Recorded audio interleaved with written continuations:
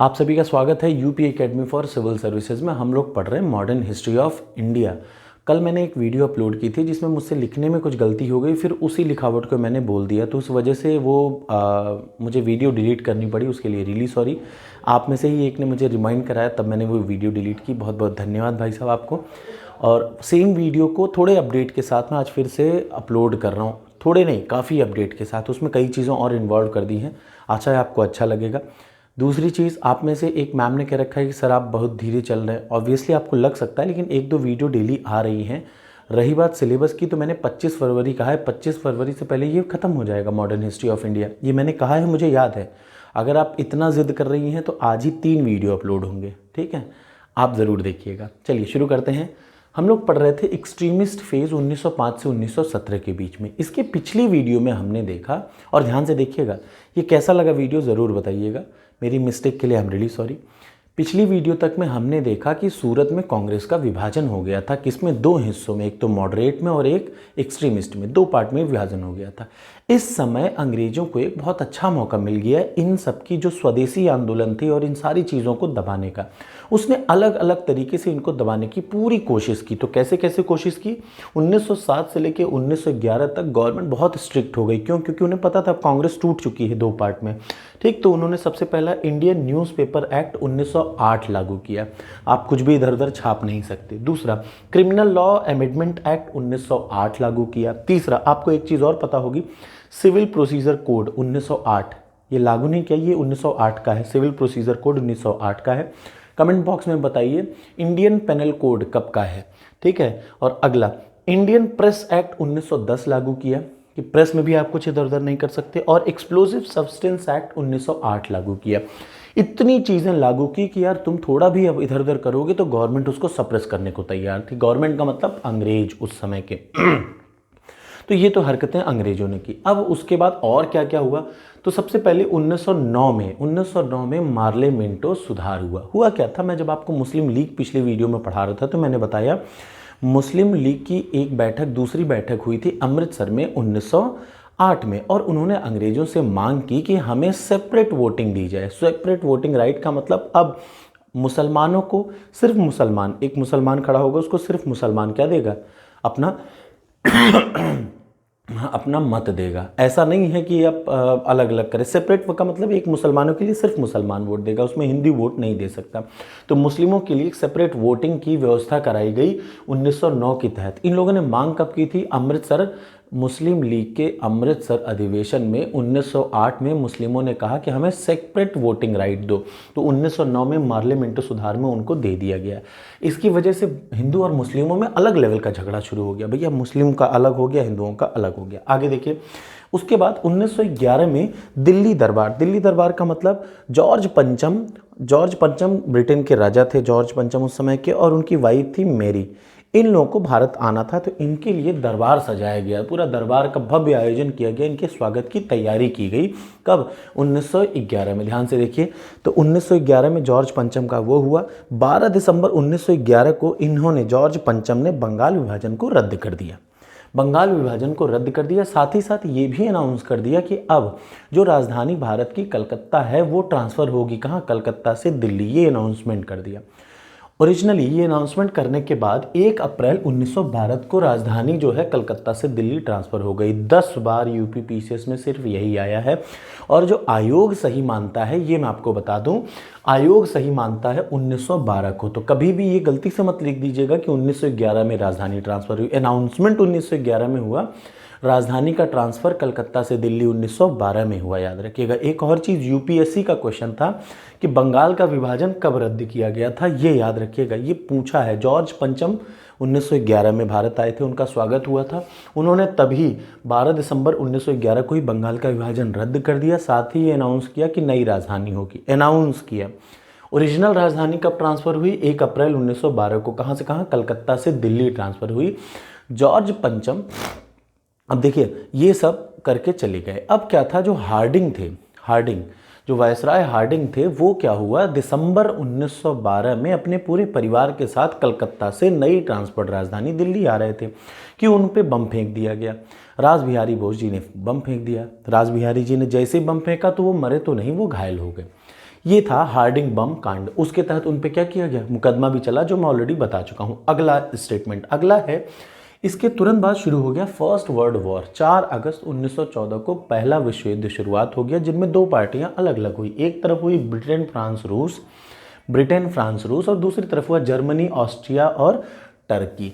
ये तीनों एक तरफ, जर्मनी ऑस्ट्रिया टर्की एक तरफ, ब्रिटेन फ्रांस रूस एक तरफ। हुआ क्या, जब ये अपोजिट थे, ब्रिटेन किसके अपोजिट था, टर्की जर्मनी ऑस्ट्रिया के, तो टर्की के जो उस समय सुल्तान थे उसको हमारे भारत के मुस्लिम खलीफा के उत्तराधिकारी के रूप में देखा करते थे। खलीफा क्या है, ये मेरी मध्यकालीन भारत की सारी वीडियो देखिएगा, आपको क्लियर हो जाएगा। तो तुर्की के खलीफा, तुर्की के सुल्तान को भारत के मुस्लिम उसी का दर्जा देते थे जैसे खलीफा का दर्जा दिया जाता है, तो उनकी बड़ी रिस्पेक्ट करते थे। लेकिन ये फर्स्ट वर्ल्ड वॉर में अंग्रेजों ने उनकी बड़ी फजीहत कर डाली, और जब वॉर खत्म हुआ तो इन खलीफा को अंग्रेजों ने उतार दिया। इससे भारतीय मुसलमानों की भावनाएं आहत हो गई। तो वो बड़ा गुस्सा आ गए कि यार हम इन लोगों में अच्छा देख रहे हैं, ये साले हमारी एकदम परेशान करके रखे हुए हैं, तो वो खिलाफ हो गए अंग्रेजों के। अगला आ जाइए, 1916 में होम रूल लीग की स्थापना हुई। अब बात आती है यहाँ पे, यहीं पे मुझसे कल गलती हो गई थी, 1914 लिख दिया था जो कि 1916 है।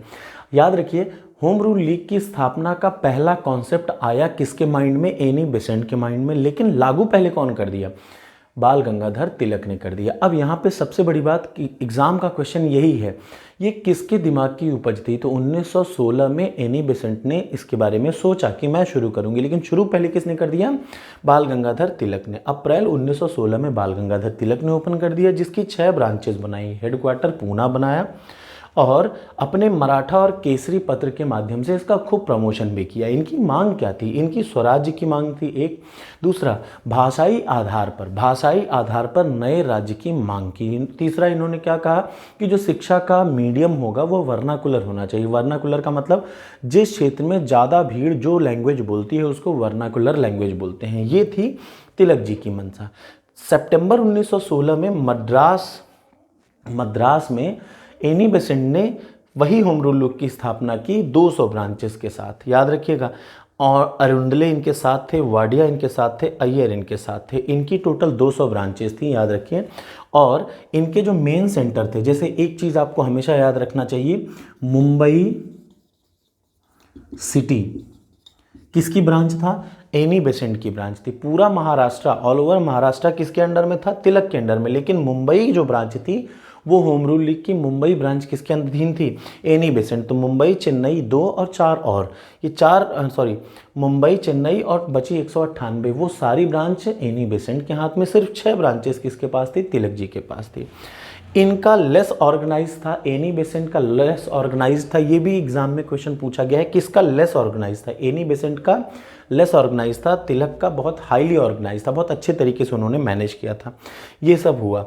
ये सब चलने के बाद अब गवर्नमेंट ने इसको दबाया कैसे, बाल गंगाधर तिलक को पंजाब और दिल्ली में इंटर करने से मना कर दिया और एनी बेसेंट को अरेस्ट कर लिया गया 1918 में, इनके अपने दोस्तों के साथ, वाडिया जी और अरुणले के साथ। इन्होंने जो अपना प्रमोशन किया था वो न्यू इंडिया और कॉमनवेल्थ के माध्यम से किया था, ठीक है। और आगे चल के 1918 में जब अरेस्ट हो गए तो बाद में इन लोगों ने दोनों ने अपना क्या कर लिया, मिला लिया। इन्होंने अपना होम रूल लीग और इन्होंने अपना, दोनों ने होम रूल मिला के एक कर लिया। और बहुत सारे लोग, जैसे एग्जाम में क्वेश्चन आया है क्या जिन्ना इससे जुड़े थे, हाँ जिन्ना इससे आगे चल के जुड़े थे। उसके बाद 1916 में हुआ लखनऊ पैक्ट। इसमें 2 इंपॉर्टेंट चीज़ हुई। मैंने आपको बताया था कि भारत के मुस्लिम अंग्रेजों से क्यों दुखी हो गए थे, क्योंकि वर्ल्ड वॉर में अंग्रेजों ने उत्तराधिकारी जो तुर्की के सुल्तान थे, जिसको भारत के मुस्लिम बड़ी इज्जत देते थे, उनको उतार दिया गद्दी से। अब जब गद्दी से उतार दिया तो भारतीय मुस्लिम चिढ़ गए और उसी सब चिढ़न में, चूंकि उसके खिलाफ लड़ाई कर रहे थे, भारतीय मुस्लिम उनके खिलाफ हो गए। तो ये लोग कांग्रेस से जाके मिल गए 1916 में। तो याद रखिए, लखनऊ सेशन जो 1916 का था, लखनऊ का कांग्रेस का जो लखनऊ सेशन 1916 में था, उसमें 2 समझौते हुए और दोनों बहुत इंपॉर्टेंट हुए। एक कौन, पहली चीज़ तो उसके प्रेसिडेंट थी अंबिका चरण मजूमदार। दूसरा, उसमें एक हुआ एक्सट्रीमिस्ट और मॉडरेट के बीच में समझौता हो गया, चलो ख़त्म करो। और दूसरा हो गया कांग्रेस और लीग के बारे में। अच्छा, ये मॉडरेट और एक्सट्रीमिस्ट में समझौता क्यों हुआ, ये भी आपको जानना बहुत ज़रूरी है। जो मॉडरेट थे, जो उदारवादी थे, उनके 2 सबसे प्रमुख लीडर थे। एक तो थे गोपाल कृष्ण गोखले और दूसरा थे फिरोज शाह मेहता। जब फिरोज शाह मेहता और गोपाल कृष्ण गोखले की डेथ हो गई उसके बाद ये निर्णय लिया गया कि चलो ठीक, ये लोग अपोज थे कि नहीं हम एकदम एक्सट्रीमिस्ट को बिल्कुल नहीं मानेंगे, लेकिन इन लोगों की डेथ के बाद दोनों ने एक होने का फैसला कर लिया। ये है लखनऊ समझौता 1916 का। उसके बाद एक और घटना घटी, मॉन्टेग्यू स्टेटमेंट 1917 का। मॉन्टेग्यू का स्टेटमेंट या अगस्त प्रस्ताव 20 अगस्त को, अक्सर कई जगह पे 19 अगस्त है लेकिन लोक सेवा आयोग 20 अगस्त मानता है, याद रखिएगा। इसमें दो चीज़ें हुई। 1917 में अगस्त प्रस्ताव पारित हुआ। मॉन्टेग्यू भाई साहब का स्टेटमेंट कहा जाता है, मॉन्टेग्यू स्टेटमेंट 1917 या फिर अगस्त प्रस्ताव 1917। इसमें दो चीज़ें हुई। पहला, इन्होंने कहा, अंग्रेजों ने कहा कि अब हम भारत के एडमिनिस्ट्रेशन में भारतीयों का पार्टिसिपेशन बढ़ाएंगे, नंबर 1।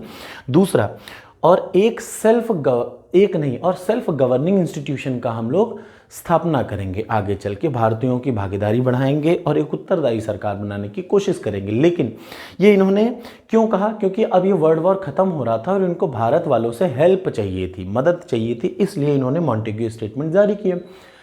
लेकिन उन्होंने ये नहीं बताया कि ये कब करेंगे, तो इन्होंने ये झिलाया। इसका डिसएडवांटेज यही था, इसकी कमी क्या थी? ये क्या है, इसको लिए कहा गया कि भैया आपने टाइम तो बताया नहीं। तो बहुत सारे लोगों ने, जैसे तिलक ने इसको हाईली क्रिटिसाइज़ किया, इसको बहुत ही ज़्यादा क्रिटिसाइज़ किया। उदारवादियों ने इसको बड़ा अच्छा, उदारवादियों ने कह दिया भैया ये तो भारत का मैग्ना कार्टा है।